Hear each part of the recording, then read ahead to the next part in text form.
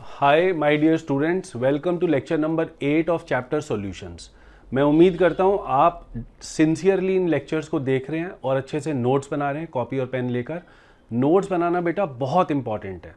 जब हम नोट्स बनाते हैं तभी वो चीज़ हमारे दिमाग में अच्छे से जाती है। अगर हम सिर्फ इसको एक जैसे हम कुछ और वीडियो देखते हैं उस तरह से देखेंगे तो कोई फ़ायदा नहीं है उसका। Then don't waste your time. So please make proper notes.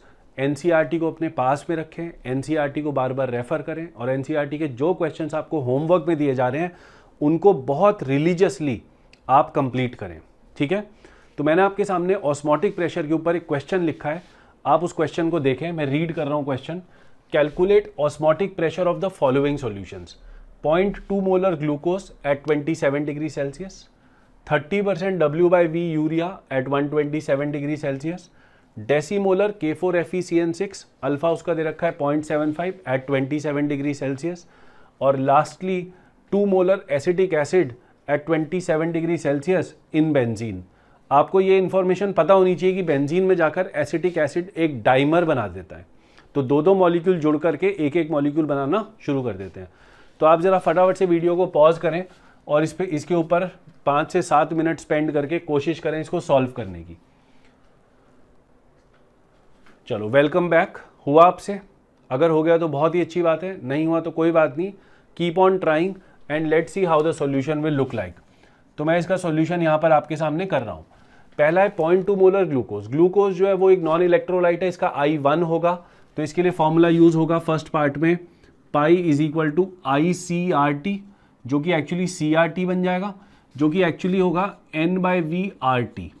ठीक है, जो कि हो जाएगा N कितना है ग्लूकोज का, आपको दे रखा है 0.2 मोलर। तो देखो बेटा N/V आपको ऑलरेडी गिवन है ना, ये C गिवन है आपको, तो आपने सीधा यहाँ से पुट करना है 0.2। So it is 0.2 into R कितना लेते हैं हम इसके अंदर ऑस्मोटिक प्रेशर वाले में 1/12। ठीक है, इंटू, अब स्कूल में देखो आपको इसको 0.082 ही लेना है, लेकिन यहाँ पर हम 1/12 से कर सकते हैं, इंटू 300। तो ये कट गया, 25 आ गया, आंसर आ गया 5 ATM। तो इसका मतलब जो ग्लूकोज का 0.2 मोलर सॉल्यूशन है उसका ऑस्मोटिक प्रेशर 5 ATM के बराबर होगा। सेकंड पार्ट पे आते हैं। यूरिया है 30% W/V। अब W/V दे दिया, यहां से हमको पहले मोलैरिटी निकालनी पड़ेगी। मोलैरिटी मतलब कॉन्सेंट्रेशन, क्योंकि ये कॉन्सेंट्रेशन आपको W/V में दिया हुआ है। तो अगर आपको याद होगी कॉन्सेंट्रेशन टर्म्स में हमने पढ़ा था इसका डायरेक्ट कन्वर्जन, आपको अगर याद नहीं है तो कोई बात नहीं, मैं इसका मतलब लिखता हूं। इसका मतलब है 30 grams urea in 100 ml solution। yes or no? yes or no? 30 gram urea in 100 ml solution, यही तो मतलब है इसका मतलब कि अगर 1 लीटर सॉल्यूशन लिया जाए, क्योंकि मेरे को तो कॉन्सेंट्रेशन चाहिए ना, मुझे तो number of moles per unit volume चाहिए। पर यूनिट वॉल्यूम मतलब 1 लीटर में कितना होगा, तो यहाँ पे 1000 ml में देखो, तो 10 से इसको मल्टीप्लाई कर दूं तो 10 से ये भी मल्टीप्लाई हो जाएगा। So it will B 300 grams in 1 litre of solution. तो इसका मतलब कि 300 ग्राम यूरिया पड़ा होगा 1 लीटर सॉल्यूशन में। इसका मतलब कितने मोल होंगे यूरिया के 300 ग्राम में? 300/60 given mass upon molar mass 5 moles. So इसका मतलब 5 moles of urea will be present in 1 litre of solution. तो यहां पर हम बोलेंगे N/V/RT लगा रहा हूं मैं सीधा। N ये हो गया, V हो गया 1 लीटर, R हो गया 1/12 इंटू T कितना दिया हुआ है 127 मतलब 400 केल्विन। तो आंसर आ जाएगा, ये गया इसके साथ, यहाँ पे आ गया 100, यहाँ पे आ गया 3, 100 इंटू 5 हो गया 500, डिवाइड कर दिया 3 से, आंसर आ गया ATM। तो इस सॉल्यूशन का जो ऑस्मोटिक प्रेशर है इट इज 500/3 ATM। तो ये दो पार्ट्स हमने कर लिए। थर्ड पार्ट पे आते हैं। डेसीमोलर होता है M/10 या फिर 0.1 मोलर K4FeCN6, जिसका अल्फा भी दे रखा है 27 डिग्री सेल्सियस। अब देखो, अभी तक जो क्वेश्चन थे उसके अंदर ये दोनों सॉल्यूशन नॉन इलेक्ट्रोलाइट सॉल्यूट के थे, लेकिन इस बार ये टूटने वाला आ गया, ये इलेक्ट्रोलाइट है और इसकी टूटने का जो वो है डिग्री ऑफ डिसोसिएशन वो भी गिवन है। तो क्वेश्चन को देखकर ही आपको आइडिया लग गया कि यहाँ पर I इन्वॉल्व है, want of factor. Very good, कोशिश करो इसको करने की। चले तो डेसीमोलर K4FeCN6 को देखते हैं। हमने पढ़ रखा है कि K4FeCN6 जो है ये कोऑर्डिनेशन कंपाउंड्स का एक इंपॉर्टेंट कंपाउंड है, वहाँ पे इसकी नेमिंग वगैरह देखेंगे आप। ये जो स्क्वायर ब्रैकेट में टर्म होती है ये ऐसी की ऐसी रहती है, ये टूटती नहीं है, केवल ये टूटेगा, मतलब ये अलग हो जाएगा, ये अलग हो जाएगा। तो यहां पे आएगा 4k प्लस FeCN6 -4। ठीक है, तो ये इस तरह से ब्रेक होगा। अब होना क्या है, होना क्या है कि इसकी ब्रेकेज पूरी नहीं है, इसमें अल्फा दे रखा है 0.75, तो आपने सीधा आई निकालना है इसका। अच्छा एन कितना है इसका 5, कि कितने आयंस में टूट रहा है, 4 ये वाले बने, एक ये बना, तो एन हो गया इसका 5, वो तो हमको पता ही है। तो आई निकाल लेते हैं, वॉन टॉप फैक्टर। आई होगा 1 + n-1 इंटू अल्फा। सॉल्व कर लिया जाए इसको तो ये आ जाएगा 1 + 4 इंटू 0.75, आंसर आ गया 4। इसका मतलब है इसका 1 मोल पानी में जाकर 4 मोल में कन्वर्ट हो जाएगा, यही मतलब होता है वॉन टॉप फैक्टर का। तो ये आने के बाद अब आप निकाल सकते हो इसका पाई। तो पाई जो होगा it will be equal to ICRT। I कितना है, आई कितना है इसका निकाल लिया हमने 4। सी कितना है डेसीमोलर, डेसीमोलर का मतलब m/10 या फिर 0.1 मोलर, तो यहां पर आएगा 0.1, R आएगा 1/12, T आएगा 300, ये गया इसके साथ 25, 4 इंटू 25 100 इंटू 0.1 10 ATM, 10 ATM आ गया इसका ऑस्मोटिक प्रेशर। ठीक है, आगे चलते हैं। लास्ट पार्ट है एसिटिक एसिड इन बेंजीन। यहां पे हमको पता होना चाहिए डाइमर बनता है, तो CH3COOH के 2 मोल जुड़ेंगे और ये इस तरह से इसका एक डाइमर बना देंगे।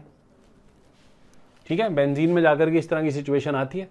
अब इस केस में फिर से हम एसोसिएशन के लिए आई का इस्तेमाल करेंगे। आई होता है 1 + 1/n -1 into alpha, 1 + 1/n -1 into alpha.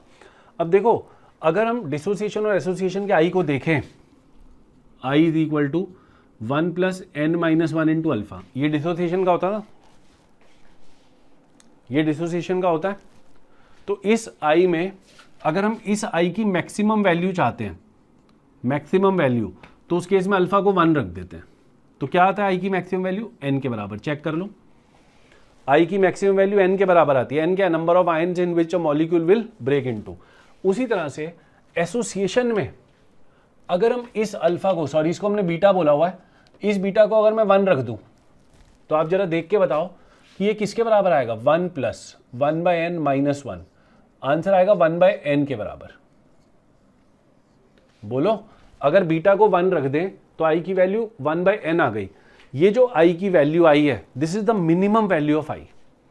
आई इससे कम नहीं हो सकता। Do you understand? तो आई की मैक्सिमम वैल्यू निकाली जाती है डिसोसिएशन के केस में, और आई की मिनिमम वैल्यू निकाली जाती है एसोसिएशन के केस में, जब सारे के सारे मॉलिक्यूल्स एसोसिएट हो गए। When none of the molecule is left, in that case I की वैल्यू मिनिमम हो जाती है। आप ये सोचो ना बेटा कि अगर 2 मॉलिक्यूल मिलकर एक बना रहे हैं, ठीक है, आपने मान लो 100 मॉलिक्यूल छोड़ दिए सॉल्यूशन में, तो वो कितने बचेंगे, 50 बचेंगे। और वॉन टॉप फैक्टर की डेफिनेशन क्या है, i is equal to final moles after association और dissociation divided by original moles या इनिशियल मोल्स। हमने इसको final moles upon original moles लिखा था, तो final moles after putting in the solution, मतलब आफ्टर डिसोसिएशन और एसोसिएशन अपॉन ओरिजिनल मोल्स, ठीक है, जो आपने डाले थे। तो यहां से अगर मैं आई निकालूं इस वाले केस का, तो वो क्या आएगा, 50/100, क्या आ रहा है, 1/2। Is it clear? चलो क्वेश्चन पे वापस आते हैं, क्वेश्चन पे वापस आते हैं। अब हमको ये नहीं दे रखा कि कितना एसोसिएशन हमको करना है।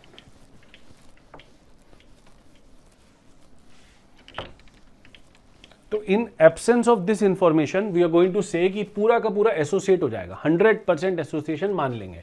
तो आई देखते हैं कितना आएगा, 1 + 1/n, n कितना है 2 -1 इंटू 1, तो आंसर आएगा 1 + -½ आंसर आएगा हाफ। तो आई अपने मिनिमम पे आ गया, आई अपने मिनिमम पे आ गया, तो आई की वैल्यू हाफ आ गई। बस अब क्या करना है, अब तो हमको सीधा पाई निकालना है, ICRT। तो आप फॉर्मूला लगाओ, आंसर निकालो। तो आई कितना है, हाफ। सी हमको दे रखा है, C is given as 2 molar, R is given as 1/12 and T is given as 300 Kelvin. ये गया इसके साथ 25, ये गया इसके साथ, आंसर आ गया 2580 m. I hope it is clear. Very easy question, सबको समझ में आ गया. चलो एक बहुत ही सुंदर क्वेश्चन आपके सामने लिखा है. ये क्वेश्चन जेई में एक बार पूछा गया था, तो आप जरा क्वेश्चन को नोट करें. Osmotic pressure of 3.725% W/V solution of KCl at 27 degree Celsius is 21.6 atm. Calculate the degree of dissociation of KCl. ठीक है, K जो होता है उसका जो एटॉमिक मास होता है वो होता है 39. Cl का तो आपको पता ही है 35.5. तो टोटल मिला के 74.5 इसका मोलर मास होगा KCl का. चलो तो लेट्स स्टार्ट द क्वेश्चन. आपको दिया हो 3.725% W/V. इसका मतलब है 3.725 grams of KCl in 100 ml of solution. यही तो मतलब है बेटा, 3.725 gram of KCl in 100 ml of solution. इसमें तो कोई डिबेट नहीं है हमारे बीच में. Very good. तो अगर ये दे रखा है तो यहाँ से मुझे देखो कॉन्सेंट्रेशन निकालनी है. कॉन्सेंट्रेशन क्या होती है? Number of moles by volume in litre. तो 1 लीटर के अंदर कितने मोल है मुझे तो ये चाहिए, मुझे उसमें इंटरेस्ट है. तो 100 ml में इतने ग्राम है, तो 1000 ml में कितने? डायरेक्ट फॉर्मूला बता देता हूँ. तो 1000 ml में होगा 37.25 ग्राम. यस और नो? KCl के इतने ग्राम हो गए 1000 ml में, तो कितने मोल हो गए? 74.5 से डिवाइड कर दो, साफ दिख रहा है, 2 से कटेगा तो हाफ मोल हो गए. तो half mole of KCl is present in 1 litre of solution. तो मोलैरिटी कितनी हो गई? आप देखो यहां से कोई डायरेक्ट फॉर्मूला निकल के आ रहा है मोलैरिटी का. देखें क्या किया हमने, देखो जरा. परसेंटेज W/V दे रखा था, मैंने उसको मल्टीप्लाई किया 10 के साथ. ये दे रखा था ना, तो इसको 10 से मल्टीप्लाई कर दिया, 37.25 आ गया. उसको 74.5 से डिवाइड करा, मतलब किससे डिवाइड करा? Molar mass of solute. ये डायरेक्ट फॉर्मूला मोलैरिटी का. परसेंटेज W/V दे रखा हो, डायरेक्ट लगाओ इस फॉर्मूले को. ठीक है, so if you can remember it, very good. देखते हैं क्या आएगा. तो बोले percentage W/V, percentage W/V, percentage W/V कहाँ गया?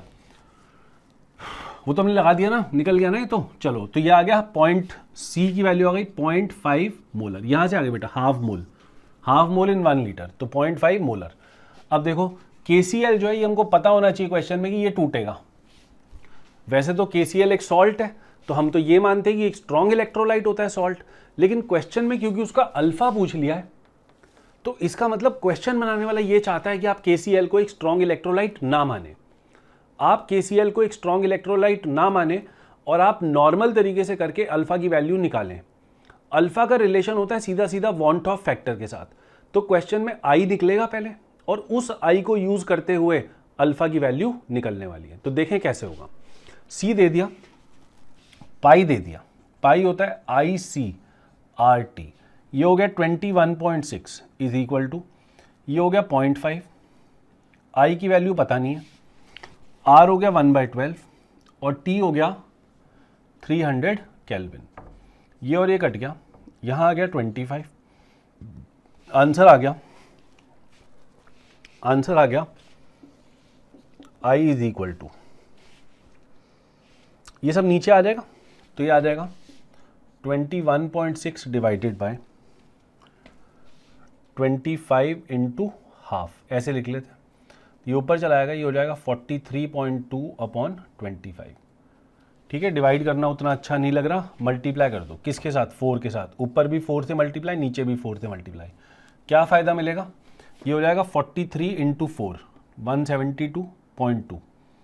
तो 172.8 डिवाइडेड बाय, नीचे आ जाएगा 100.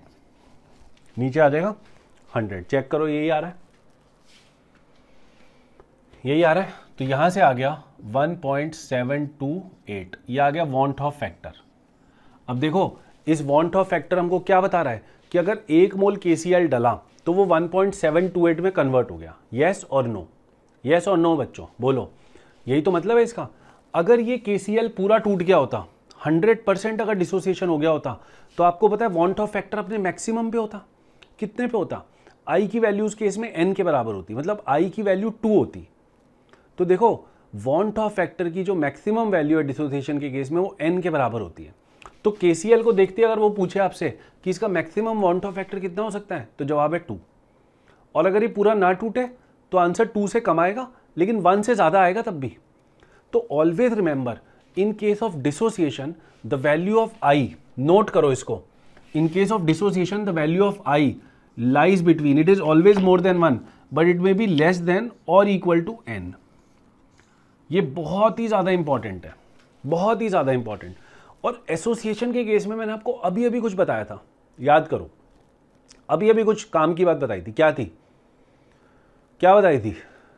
अरे भैया अभी तो बताया मैंने, आई की मिनिमम वैल्यू 1/n होती है, तो मैक्सिमम कितनी होती है? 1 होती है। क्यों? क्योंकि एसोसिएट जब होगा बेटा तो आई तो 1 से कम हो जाएगा ना, आप जितने डालोगे उससे तो कम ही मॉलिक्यूल्स अंदर पाए जाएंगे ना, क्योंकि कुछ तो जुड़ जुड़ के दो मिलकर एक बना देंगे। Do you understand this? तो एसोसिएशन के केस में, ये डिसोसिएशन का हो गया, लिख लो अपनी कॉपी में अच्छे से इसको। एसोसिएशन के केस में जो आई होगा वो हमेशा 1/n से तो बड़ा होगा या उसके बराबर भी हो सकता है, और 1 से हमेशा छोटा होगा। बहुत ही ज़्यादा इंपॉर्टेंट, बहुत ही ज़्यादा इंपॉर्टेंट। तो यहाँ पे आई की वैल्यू 1.728 आ गई, आनी भी चाहिए थी, 1 से ज़्यादा आनी चाहिए थी, 2 से कम आनी चाहिए थी। तो यहाँ पे देखते हैं, हम बोलेंगे 1 प्लस आई होता है 1 प्लस n माइनस 1। n कितना है KCl का? ये 2 में ही टूटेगा तो n तो 2 ही है, तो 2 minus 1 into alpha is equal to 1.728। तो आंसर आ गया अल्फा इज इक्वल टू 1 उधर चला गया 0.728। This is the answer, this is the answer, यही आंसर है। मैं उम्मीद करता हूं सबको क्लियर है कि अल्फा की वैल्यू हमने कैसे निकाली। Very good. Now let's see what is reverse osmosis. It is given in your NCERT book on page number 55। ठीक है, तो आप पेज नंबर 55 पे अगर देखोगे तो आपको रिवर्स ऑस्मोसिस वहां पर दिख जाएगा। अब ये वाला डायग्राम उन्होंने बना के बताया, तो देखो इसमें क्या किया हमने, यहाँ से एक प्रेशर लगाया P, और उस प्रेशर की वजह से क्या होगा, यहाँ पर जो सॉल्यूट के सॉल्वेंट के पार्टिकल्स हैं, हालांकि सॉल्वेंट इधर आना चाहता है, ये बीच में SPM है, solvent wants to come towards this side, but आप जबरदस्ती यहाँ पे ज्यादा प्रेशर लगा करके सॉल्वेंट को, जो सॉल्वेंट यहाँ पर है उसको भी आप ऐसे भेज रहे हो। So this is what reverse osmosis is.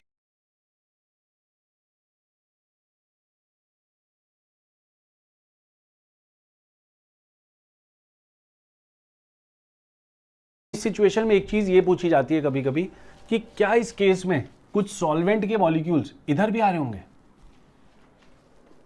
बोलो कि क्या सॉल्वेंट के मॉलिक्यूल्स कुछ इधर भी आ रहे होंगे?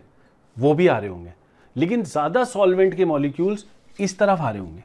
तो जो नेट फ्लो है, net flow will be from solution side to the solvent side. ये चीज अननेचुरल है।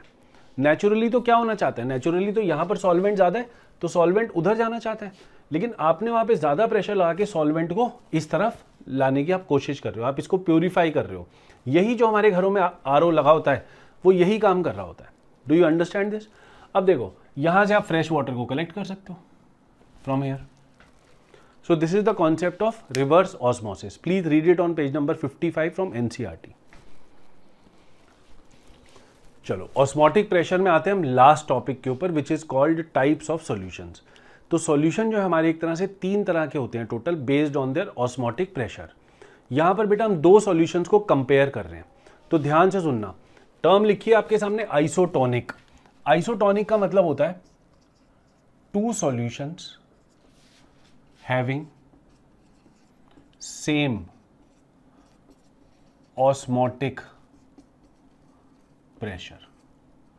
2 सॉल्यूशन जिनका ऑस्मोटिक प्रेशर अगर सेम हो जाए तो ऐसे 2 सॉल्यूशंस कहलाते हैं आइसोटोनिक सॉल्यूशंस। ठीक है, तो जरा ध्यान से देखेंगे क्या कंडीशन होगी कि 2 सॉल्यूशंस आइसोटोनिक हो जाए।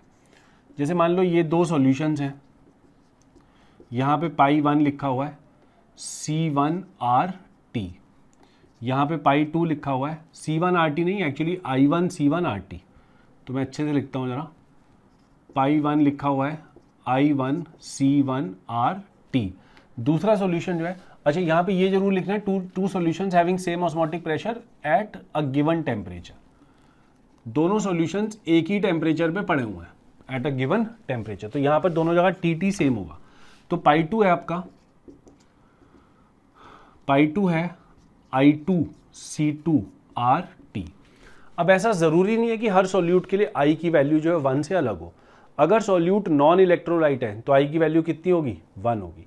तो आप मुझे बताओ, अगर आप चाहते हो कि ये π1 और ये π2 बराबर हो जाए तो what will happen, I1 C1 RT should be equal to I2 C2 RT। RT और RT कैंसिल हो गया, तो इसका मतलब आइसोटोनिसिटी की कंडीशन है I1 C1 is equal to I2 C2। Do you understand? ये कंडीशन तब होगी जब दोनों का I रेलेवेंट है। लेकिन अगर मान लो एक सॉल्यूट जो है वो टूटता ही नहीं है, यूरिया है, ग्लूकोज है, तो उसका I कितना होगा, 1। तो उस केस में वहां से I हट जाएगा। अगर मान लो दोनों ही नॉन इलेक्ट्रोलाइट है तो दोनों ही I हट जाएंगे, तो उस केस में कंडीशन क्या हो जाएगी, C1 is equal to C2। ये क्वेश्चन मेंस में पूछा गया है। उन्होंने पूछा कि अगर दो सॉल्यूशन आपस में आइसोटोनिक है, दो सॉल्यूशन आपस में आइसोटोनिक है, तो इनमें से कौन सी ऑप्शन गलत है। तो 3 सही ऑप्शंस ये वाली थी। पहली तो ये सही है, ये कब होगी, when both are non electrolytes, when both are Ne। ठीक है, आगे देखते हैं। अगर एक नॉन इलेक्ट्रोलाइट है और एक इलेक्ट्रोलाइट है तो उस केस में क्या होगा, ये I हट जाएगा, इसका I 1 हो जाएगा, तो ये हो जाएगा C1 is equal to I2 C2। ये कंडीशन कब होगी, when one is electrolyte and one is non electrolyte.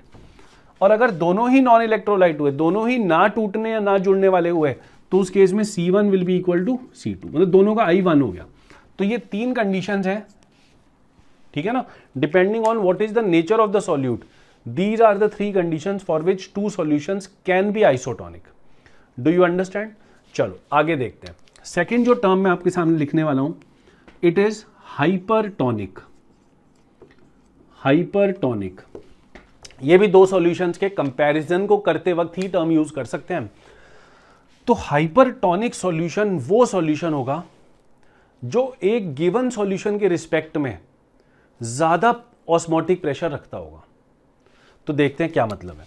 ये आपका एक गिवन सॉल्यूशन है, मान लो ये एक आपका गिवन सॉल्यूशन है S1, इसके मुकाबले एक दूसरा सॉल्यूशन है S2, इसको मैं बोल रहा हूं हाइपरटोनिक, इसको मैं बोल रहा हूं ये हाइपरटोनिक है। हाइपर का मतलब होता है ज्यादा, जैसे आपने सुना है हाइपर टेंशन, या कभी कभी सुना है कि ये बंदा बड़ा हाइपर हो जाता है। हाइपर हो जाता है मतलब कि ये बहुत ज्यादा एक्टिव हो जाता है, मतलब दिमागी रूप से। अब वो एक्टिविटी पॉजिटिव नेगेटिव दोनों टर्म्स में हो सकती है। तो हाइपर का मतलब जो बेसिक मतलब होता है वो होता है ज्यादा। तो दिस सॉल्यूशन इज हाइपरटोनिक। इसका मतलब इसका जो ऑस्मोटिक प्रेशर है वो इसके ऑस्मोटिक प्रेशर से ज्यादा है। मैं ये बोलना चाहता हूं यहां पर कि जो π2 है it is more than π1। Do you understand? तो इसके रिस्पेक्ट में ये सॉल्यूशन ज्यादा ऑस्मोटिक प्रेशर होने की वजह से हाइपरटोनिक है। क्या है? हाइपरटोनिक। तो क्या मतलब हुआ? मतलब ये हुआ कि इस सॉल्यूशन का जो ऑस्मोटिक प्रेशर है I1 C1 RT it is more then, sorry, I2 C2 RT is more then I1 C1 RT। तो ये सॉल्यूशन हाइपरटोनिक है इसके रिस्पेक्ट में। Do you understand? Third term जो यहां पर रेलेवेंट है, it is called hypotonic. Hypo, HYPO, hypo का मतलब होता है कम। तो हाइपर अगर ज्यादा ऑस्मोटिक प्रेशर वाला था तो हाइपो कम ऑस्मोटिक प्रेशर वाला होगा। Do you understand this? तो एक सॉल्यूशन जिसका ऑस्मोटिक प्रेशर एक गिवन सॉल्यूशन के रिस्पेक्ट में थोड़ा कम है, तो ऐसे सॉल्यूशन को हम, जिसका ऑस्मोटिक प्रेशर कम है, उसको बोलते हैं हाइपोटोनिक। अब ध्यान से सुनना, अगर मैंने इसी केस में इसको हाइपरटोनिक बोला क्योंकि इसका ऑस्मोटिक प्रेशर ज्यादा है इससे, तो बेटा इसके रिस्पेक्ट में ये क्या हो गया? हाइपो हो गया कि नहीं हो गया? तो अगर 2 सॉल्यूशन पड़े होंगे, उनमें से मैं एक सॉल्यूशन को बोलूंगा ये हाइपरटोनिक है, तो दूसरे वाला ऑटोमेटिकली इसके हिसाब से हाइपो हो जाएगा। अब देखो, जब हाइपर और हाइपो एक साथ पड़े होते हैं तो होता क्या है? तो ये सॉल्यूशन है, इसकी कॉन्सेंट्रेशन कम है, ये सॉल्यूशन है, इसकी कॉन्सेंट्रेशन ज्यादा है, मतलब यहां पे सॉल्यूट ज्यादा है। देखो, osmotic pressure is a colligative property. जिस सॉल्यूशन में ज्यादा सॉल्यूट होगा उस सॉल्यूशन का ऑस्मोटिक प्रेशर भी ज्यादा होगा। तो जब मैं बोलता हूं कि एक सॉल्यूशन ज्यादा कॉन्सेंट्रेटेड है तो इट इज नेचुरल कि उसका ऑस्मोटिक प्रेशर भी ज्यादा है। तो जब मैं बोल रहा हूं कि इसका ऑस्मोटिक प्रेशर ज्यादा है तो इसका मतलब यहां पे कॉन्सेंट्रेशन ज्यादा है। कॉन्सेंट्रेशन का मतलब यह है कि RT तो सेम होगा तो घट जाएगा। I2 C2 is more then I1 C1, ये मतलब है हाइपरटोनिक का। अब जरा एक चीज और देखें, हमारी बॉडी में सेल्स होते हैं, हमारी बॉडी में सेल्स होते हैं, यस और नो, और सेल्स के अंदर भी पानी होता है। सेल्स के अंदर भी एक तरह का सॉल्यूशन होता है। अगर मैं अपनी बॉडी के सेल्स को एक ऐसे सॉल्यूशन में रखूं जिस सॉल्यूशन की कॉन्सेंट्रेशन सेल की कॉन्सेंट्रेशन से ज़्यादा है, ध्यान से सुनना, अगर मैं इस बॉडी के सेल को एक ऐसे सॉल्यूशन में रख दूं जिसकी कॉन्सेंट्रेशन ज़्यादा है, मतलब मान लो मैंने बहुत सारा नमक डाला पानी के अंदर और उसमें मैंने सेल को रख दिया, so this solution is more concentrated. ध्यान से सुनना, तो मोर कॉन्सेंट्रेटेड का मतलब मोर ऑस्मोटिक प्रेशर। मोर ऑस्मोटिक प्रेशर का मतलब मेरे सेल के रिस्पेक्ट में जो बाहर सॉल्यूशन है इट बिकम्स हाइपरटोनिक। कैसा सॉल्यूशन हो जाएगा मेरे सेल के आसपास? हाइपरटोनिक। तो जिसकी कॉन्सेंट्रेशन ज्यादा वो हाइपरटोनिक। तो ये सॉल्यूशन हाइपरटोनिक में मैंने सेल को रख दिया। मैं देखना चाहता हूं अगर हाइपरटोनिक में सेल को रख दिया जाए तो सेल के साथ क्या होगा, तो देखा जाएगा यहाँ पे। तो सेल है बाहर, हाइपरटोनिक सॉल्यूशन है, हाइपरटोनिक, हाइपर, समझ गए? सेल से ज्यादा कॉन्सेंट्रेशन है, नमक वमक जो भी सॉल्यूट घुला हुआ है यहाँ पे उसकी, तो उस केस में जो सेल के अंदर पानी है वो ज़्यादा फील होगा हमको। मतलब ये सेल कम कॉन्सेंट्रेटेड है, सॉल्यूट कम है तो पानी ज़्यादा है, सॉल्वेंट ज़्यादा है, तो सेल में से पानी निकल के बाहर आ जाएगा। सेल में से पानी निकल के बाहर आ जाएगा। तो इसको अपनी कॉपी में लिखो। when the cells of a body are placed in a hypertonic solution, comma, the water from the cells will go into the solution. The water from the cells will go into the solution and the cells will shrink. Cell shrink हो जाएंगे, समझ पाए हो? Very good. तो hypertonic में रखने पे cell shrink हो जाते हैं। दूसरा केस देखते हैं, अगर सेल को हाइपोटोनिक में रख दें, ये हाइपोटोनिक है। हाइपोटोनिक का मतलब इसका ऑस्मोटिक प्रेशर कम, किसके मुकाबले? उस सॉल्यूशन के मुकाबले जो यहाँ सेल के अंदर है। सेल के अंदर भी सॉल्यूशन है, मैंने आपको बोला। तो ये हाइपोटोनिक है, इसका ऑस्मोटिक प्रेशर कम, मतलब इसकी कॉन्सेंट्रेशन कम, मतलब इसमें सॉल्यूट कम, मतलब इसमें पानी ज़्यादा, तो सेल के अंदर बोलेगा, सेल बोलेगा ले आ पानी। फिर अगर तेरे पास पानी ज़्यादा है तो पानी थोड़ा मुझे दे दे, तो यहाँ से थोड़ा पानी जो है वो इसमें जाना शुरू हो जाएगा। अच्छा, ये बात आपको पता होनी चाहिए कि जो सेल्स होते हैं उनके आसपास एक मेम्ब्रेन होती है which is a semi permeable membrane. वो सॉल्यूट्स को नहीं पास होने देती, वो केवल किसको पास होने देती है? केवल सॉल्वेंट के मॉलिक्यूल्स को। तो उस तरह की सिचुएशन के बाद हम देखेंगे सेल में पानी भरना शुरू हो गया, और जब सेल में पानी भरना शुरू हो जाएगा तो cell will become swollen. Cell जो है थोड़ा फूल जाएगा, तो उसके अंदर पानी भरने की वजह से सेल विल बिकम स्वोलन। अब इस चीज़ का इस्तेमाल बायो में किया जाता है।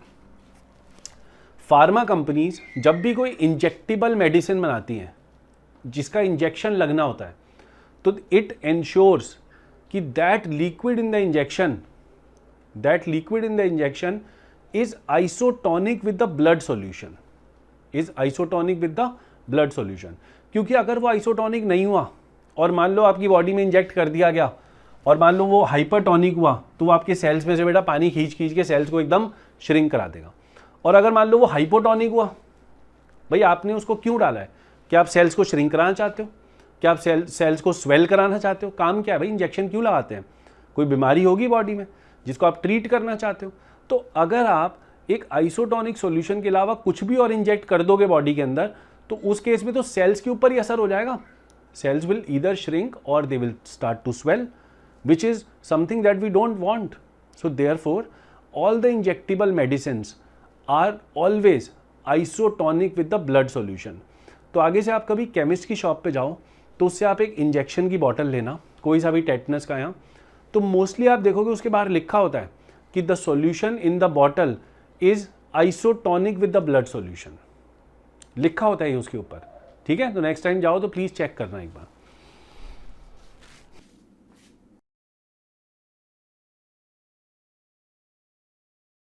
चलो अब हम कुछ क्वेश्चंस करेंगे जो कि हमारे लिए जेई मेंस, एडवांस और जो बच्चे नीट की तैयारी कर रहे हैं स्पेशली उनके लिए ये टॉपिक बहुत यूजफुल है। तो आप ये देखें, मैंने आपके सामने दो क्वेश्चन लिखे हैं जो कि पास्ट ईयर जेई में पूछे गए हैं। पहला क्वेश्चन है 0.04 molar solution of Na2SO4 is isotonic with 0.01 molar glucose at same temperature, calculate alpha of Na2SO4। This is the first question. The second question is 2 molar Na2SO4 is isotonic with NaCl solution. Calculate concentration of NaCl if alpha is Na2SO4. Alpha of Na2SO4 is 100%. Second part में बोला if alpha is 75%. तो alpha 75 ये JEE में पूछा गया था. Solution पे आते हैं. आप चाहें तो 2-3 मिनट एक क्वेश्चन पे लगाकर खुद अपनी तरफ से कोशिश करें. आइसोटोनिक दिए हुए ये सॉल्यूशन Na2SO4 और ग्लूकोज. तो आइसोटोनिक का मतलब कि उनका जो ऑस्मोटिक प्रेशर है वो बराबर है. उनका जो ऑस्मोटिक प्रेशर है वो बराबर है. तो पहले का ऑस्मोटिक प्रेशर कितना है? I1 या IC1RT.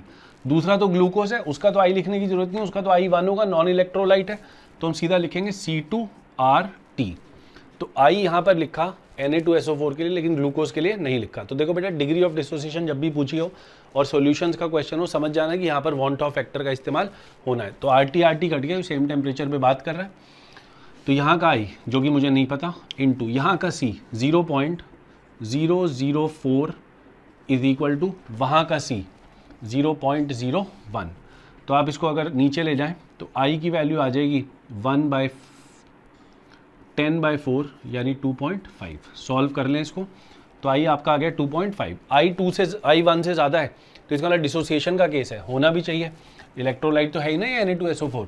देखें ज़रा इसके लिए n कितना है? Small n. जल्दी बोलो जल्दी. स्मॉल n कितना है इसके लिए? 3 है कि नहीं है? है 3. तो n की वैल्यू 3 है.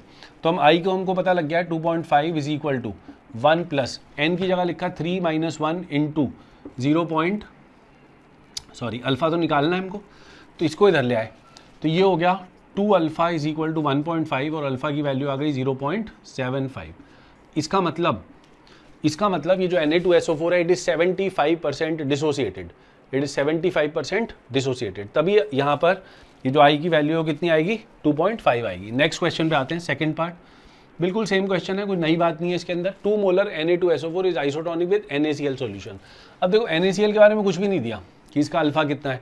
तो अगर किसी सॉल्ट का जो कि इलेक्ट्रोलाइट जैसा लग रहा हो उसका अगर आपको अल्फा ना गिवन हो तो बेटा उसका अल्फा आपने 100% मान के चलना है. तो इसका अपना अल्फा तो 100%.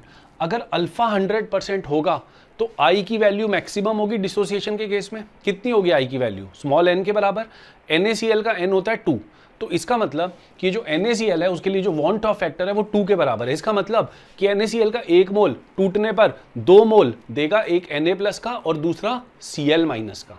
बात क्लियर है? आगे चलते हैं, देखें जरा. सेकेंड क्वेश्चन में बोलना है हमने कि 2 मोलर Na2SO4.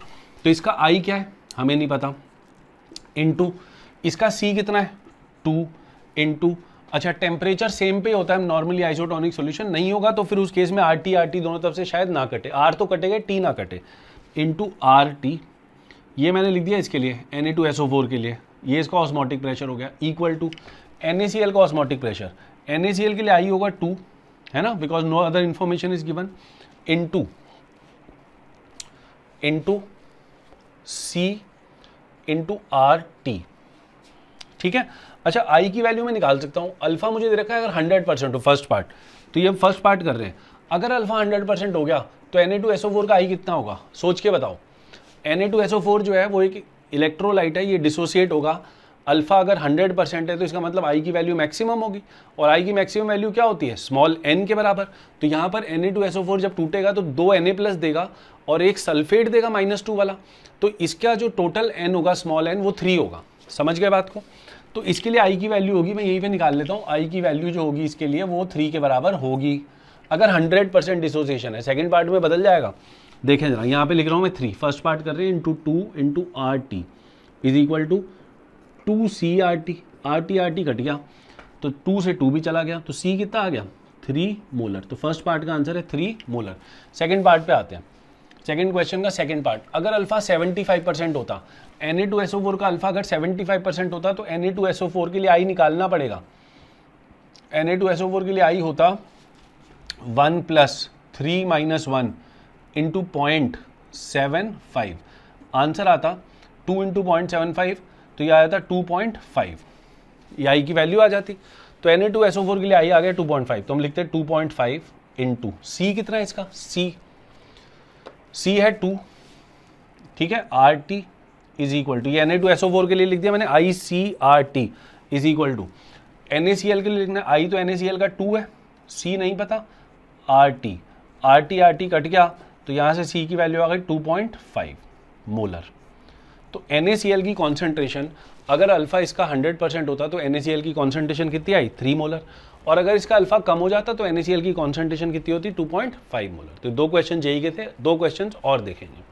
थर्ड क्वेश्चन में क्या बोला है कि आपको एक कंटेनर के अंदर एक सेमी परमिएबल मेम्ब्रेन लगा दी गई, एक तरफ पानी 1 लीटर सॉल्यूशन के अंदर 1 मोल ग्लूकोज, दूसरी तरफ 2 litre glucose in 1 litre solution. अगर आपसे मैं पूछूं यहाँ पे रुक के कि मुझे बताया जाए कि यहाँ का ऑस्मोटिक प्रेशर अगर पाई 1 है, यहाँ का ऑस्मोटिक प्रेशर पाई 2 है, तो दोनों में से कौन ज़्यादा है। ऑस्मोटिक प्रेशर एक कॉलिगेटिव प्रॉपर्टी है, कॉलिगेटिव प्रॉपर्टी डेमोक्रेटिक प्रॉपर्टी कहलाती है। वो डेमोक्रेटिक प्रॉपर्टी या कॉलिगेटिव प्रॉपर्टी ज़्यादा होती है जहाँ पे सॉल्यूट की कॉन्सेंट्रेशन ज़्यादा है, तो सॉल्यूट यहाँ पे ज़्यादा है, वहाँ पे कम है, तो यहाँ पे ऑस्मोटिक प्रेशर इस वाले सॉल्यूशन का ज़्यादा होगा, इस सॉल्यूशन का ऑस्मोटिक प्रेशर कम होगा। ये सॉल्यूशन हाइपरटोनिक कहलाएगा और उसके कंपैरिजन में ये सॉल्यूशन हाइपोटोनिक कहलाएगा। ये वाली बात हमको समझ में आती है। तो अगर मैं इन दोनों को ऐसे छोड़ देता हूँ तो आपको पता है ऑस्मोसिस होगा। ऑस्मोसिस कहाँ से कहाँ होता है, लो कॉन्सेंट्रेशन से, मतलब जहाँ पे सॉल्यूट की कॉन्सेंट्रेशन कम हो लेकिन सॉल्वेंट की कॉन्सेंट्रेशन ज़्यादा हो, तो यहाँ से ऑस्मोसिस इस साइड पे होगा, तो यहाँ पे ऑस्मोसिस ऐसे होगा। यस और नो। और ऐसा भी कोई समय आएगा जब ऑस्मोसिस रुक जाएगा। तो इसमें 3 क्वेश्चंस आपसे पूछे गए हैं, लिखे फर्स्ट पार्ट लिखें। टेम्परेचर आपको गिवन है 27 degree Celsius, temperature is 27 degree Celsius. पहला पूछा है what is the direction of osmosis, what is the direction of osmosis. Second में आपसे पूछा है कैलकुलेट ओपी, यहाँ पे ऑस्मोटिक प्रेशर कितना होगा। थर्ड, उसका मतलब भी बताना है, एक्सप्लेन द मीनिंग।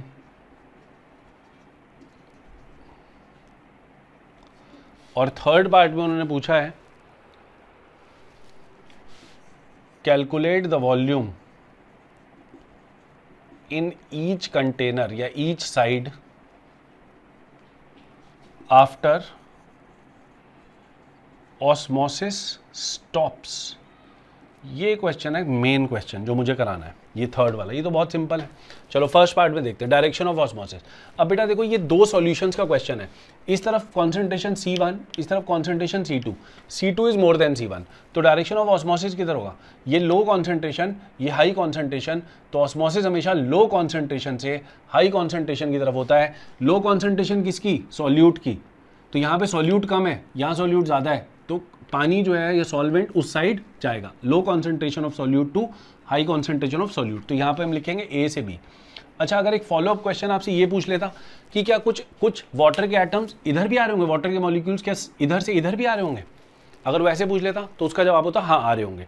लेकिन जो नेट ऑस्मोसिस होता है, osmosis is the net movement, तो नेट मूवमेंट इधर से इधर ही हो रही होगी। तो कुछ ऐसा होगा जैसे यहाँ से यहाँ पे 200 जा रहे हैं और यहाँ से यहाँ पे 10 आ रहे हैं वापस, तो नेट मूवमेंट 190 की C1 से C2 की तरफ हो रही होगी। तो जब वो डायरेक्शन ऑफ ऑस्मोसिस पूछता है तो वो आपसे पूछना आता है कि नेट डायरेक्शन ऑफ ऑस्मोसिस क्या है। सेकंड पार्ट पे आते हैं, ऑस्मोटिक प्रेशर निकालो, उसका मतलब समझाओ। ऑस्मोटिक प्रेशर जो होगा ऐसी सिचुएशन में यहाँ पे दो ये होते हैं, मैंने आपको बता रखा है, it is C2 minus C1 into RT, C2 minus C1 into RT। अगर ये दोनों इलेक्ट्रोलाइट्स होते, ये तो नॉन इलेक्ट्रोलाइट है इसलिए ये फॉर्मूला चल गया, अगर ये दोनों इलेक्ट्रोलाइट होते, अगर होते तो यहाँ पे लिख देते, तो हो जाता I2C2 माइनस I1C1 RT। समझ गए बेटा। तो एक तरह से ये जो चीज़ है I2C2 RT, ये हो गया पाई 2, मतलब उधर वाले का ऑस्मोटिक प्रेशर, और ये हो गया इधर वाले का ऑस्मोटिक प्रेशर, तो दोनों का डिफरेंस। तो 2 सॉल्यूशन जब साथ साथ रखे होते हैं तो उनका जो ऑस्मोटिक प्रेशर होता है, it is actually the difference of the osmotic pressure of the two sides. Do you understand.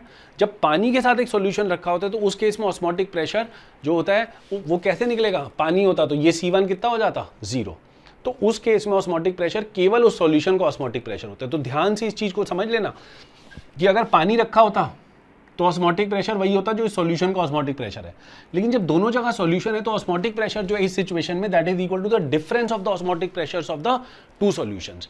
तो डिफरेंस निकालने के लिए C2 माइनस C1, तो ये आएगा 2 माइनस 1 इंटू R है 1/12 इंटू T है 300, ये कट गया इसके साथ, आंसर आ गया 25, आंसर आ गया 25 ATM। Explain the meaning.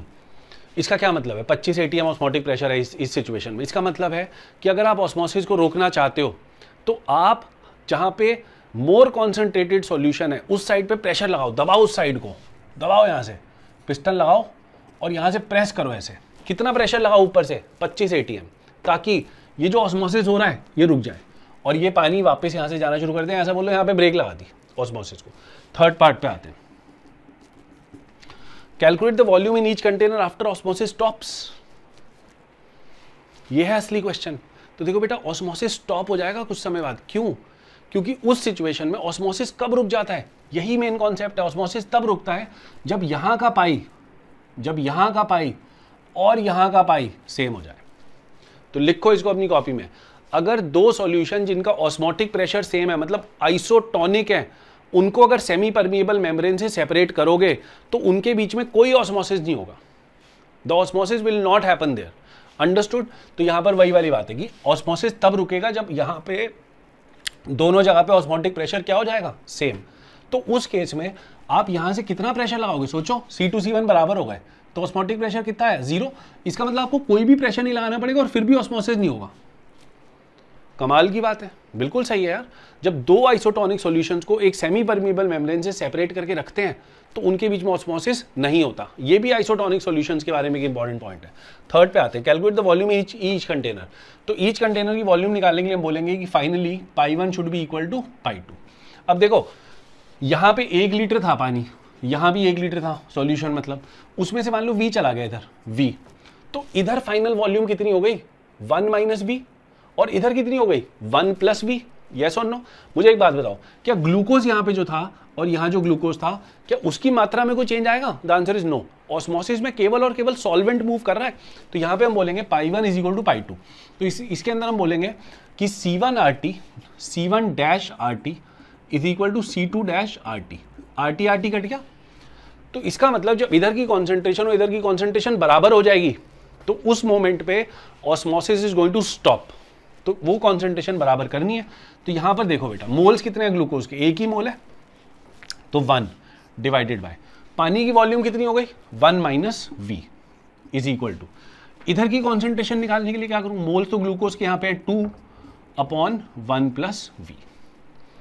इस इक्वेशन को सॉल्व करो, इधर इधर, तो ये हो गया 1 + V = 2 - 2V। इधर तो V = 1/3 litre. Very very important. तो इसका मतलब जब 1/3 लीटर पानी यहां से यहां चला जाएगा तो उस वक्त ऑस्मोसिस रुक जाएगा।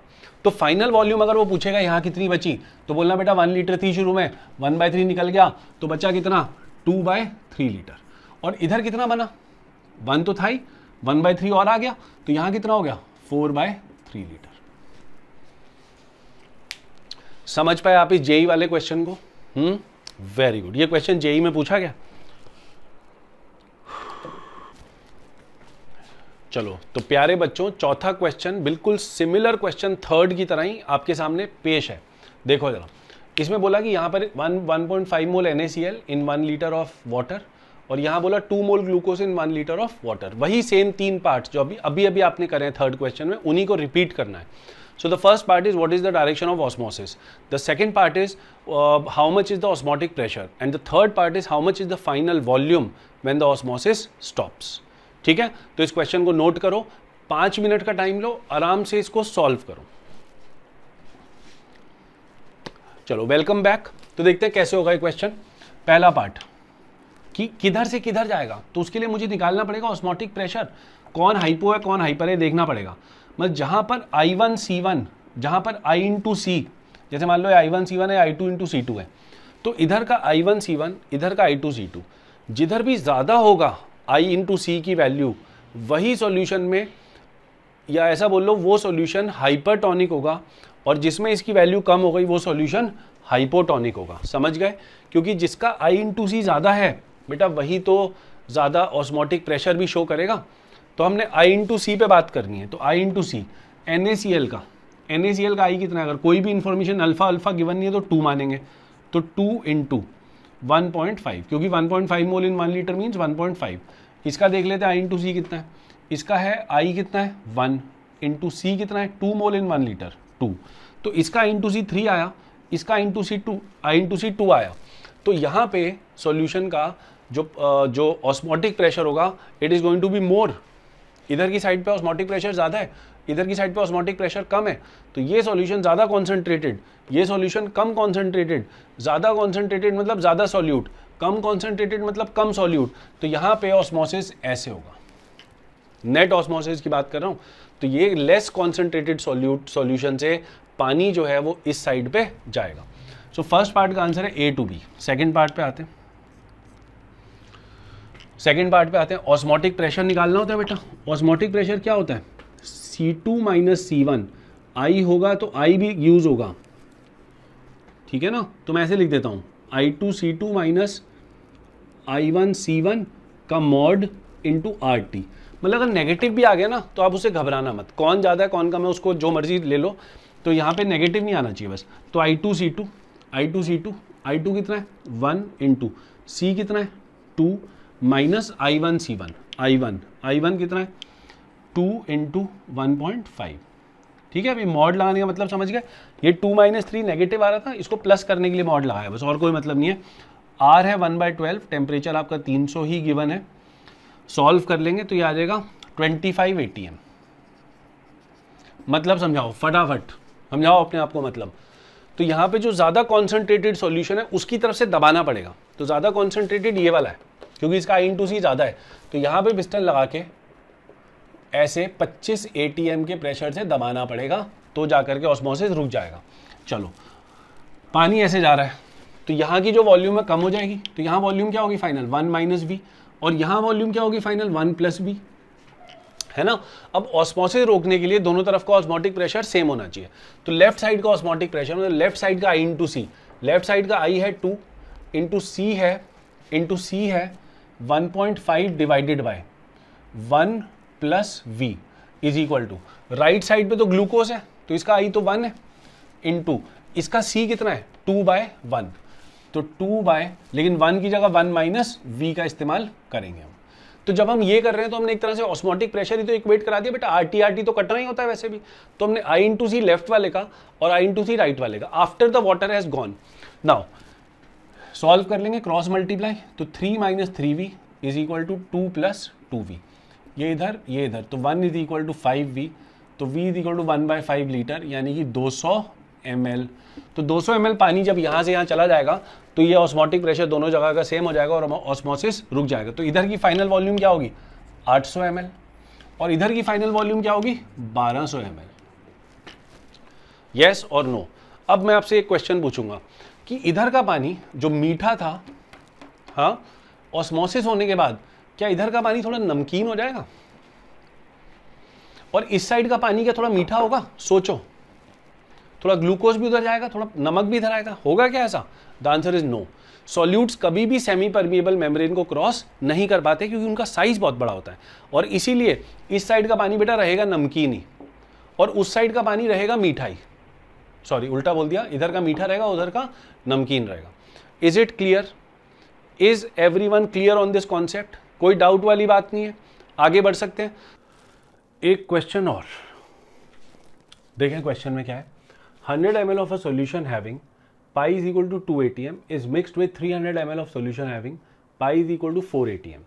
Determine final OP of solution। याद है मैंने आपको दो केसेस पढ़ाए थे, जब मैंने आपको बोला था ये जेई के कोर्स में इंपॉर्टेंट है ये वाली चीज़, तो ये वाला क्वेश्चन जेई के बच्चों के लिए, सीबीएसई में ऐसा क्वेश्चन कभी नहीं पूछा जाएगा। तो यहाँ पर ये बोला है कि दो सोल्यूशन है, उन दोनों को हमने मिक्स करके एक बड़ा ज़्यादा बर्तन में बड़ा सोल्यूशन बना दिया। तो इस सिचुएशन में आपको बताना है कि ओवरऑल ऑस्मोटिक प्रेशर जो नए सॉल्यूशन का होगा वो कितना होगा। आपको याद होगा मैंने आपको लास्ट में एक फॉर्मूला बताया था कि pi total into V total is equal to π1 v1 plus π2 v2। आप सीधा इस फॉर्मूले को लगाएं और आंसर निकालें। पाई टोटल नहीं पता, V total 100 plus 300 400 is equal to π1 है 2 इंटू 100 प्लस π2 है 4 इंटू 300। आंसर आएगा 200 plus 1200 1400/400 is equal to pi total. ये दोनों कट गए, आंसर आ गया 7/2। आंसर आ गया 3.5 ATM। ठीक है, देखो बेटा आंसर आना भी 2 और 4 के बीच में आना चाहिए था, तो आंसर आ गया 3.5 ATM।